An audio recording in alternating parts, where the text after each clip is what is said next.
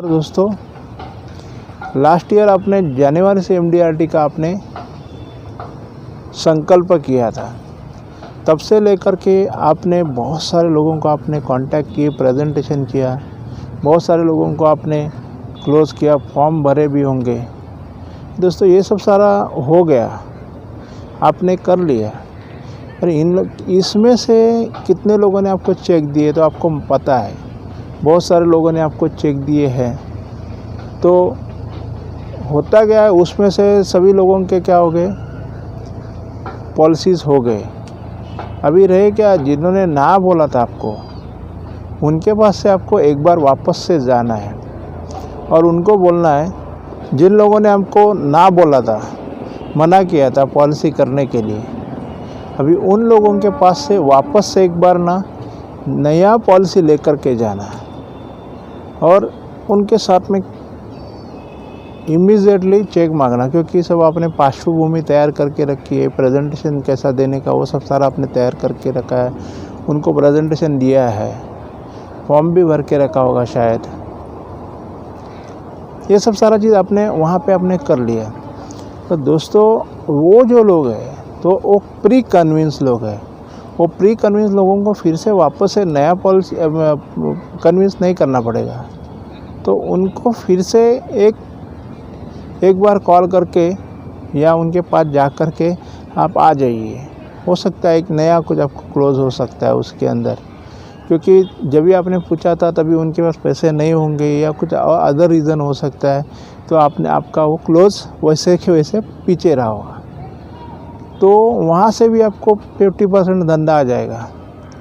दूसरा चीज़ क्या है मालूम है, जिन लोगों को आपने अपने एजेंसी करियर में जिनको आपने पॉलिसी बेची है, उनको आप रीएक्टिवेट करिए।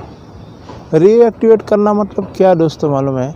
रीएक्टिवेट करना मतलब उनको वापस से इंश्योरेंस के लिए आप प्रपोज़ कर लेना। अगर आपने वो री इंश्योरेंस के लिए प्रपोज़ कर लिया तो दोस्तों उनकी इनकम भी बड़ी होगी। आप पुराने एजेंट होंगे तो आपने पुराने एजेंट पूरे जब भी उनको लास्ट कभी सेल किया है वो आप देख लेना, और फिर नए तरीके से फिर से वापस नया कुछ प्लान आया है करके उनके पास जाना, मतलब रीएक्टिवेशन। और फिर हो सकता है कि आपने बहुत साल उनके पास आप गए नहीं होंगे, तो क्लाइंट शायद नाराज़ भी हो गया होगा, तो उनसे माफ़ी मांग लेना।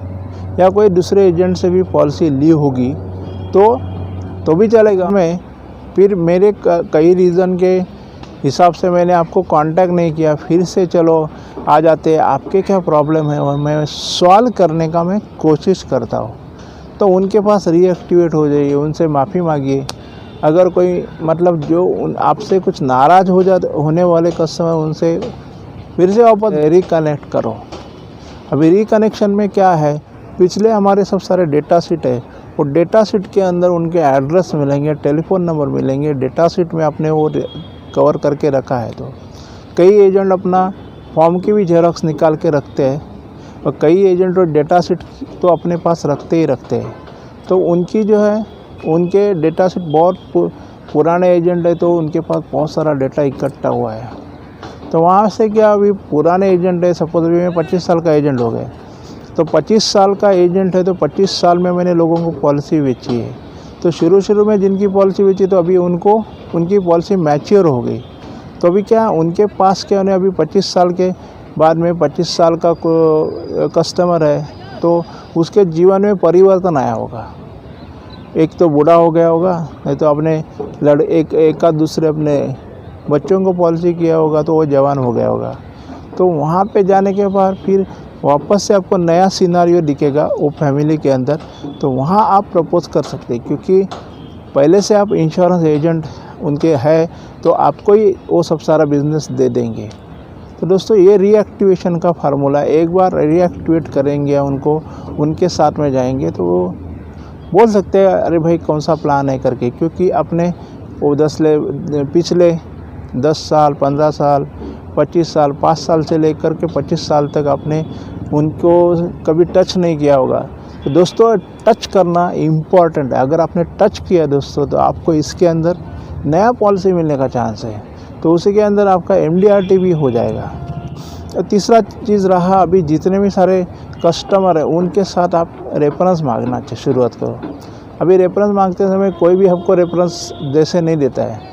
सपोज़ मैं आपके पास में आ गया और फिर आपको बोला कि आप मुझे रेफरेंस देना करके, तो मैं तुरंतली मेरी साइकोलॉजी क्या सोचेगी, क्यों मैं रेफरेंस दूँ, मुझे कुछ मिलने वाला नहीं है।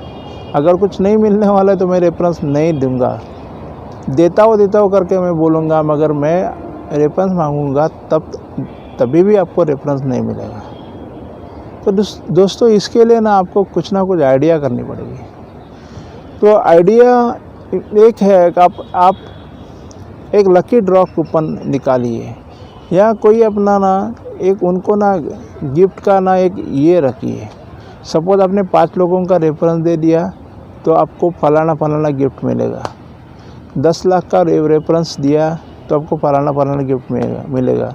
10 में से एक ने पॉलिसी किया तो आपको ये गिफ्ट मिलेगा। 10 में से 2 लोगों ने पॉलिसी किया तो आपको ये गिफ्ट मिलेगा।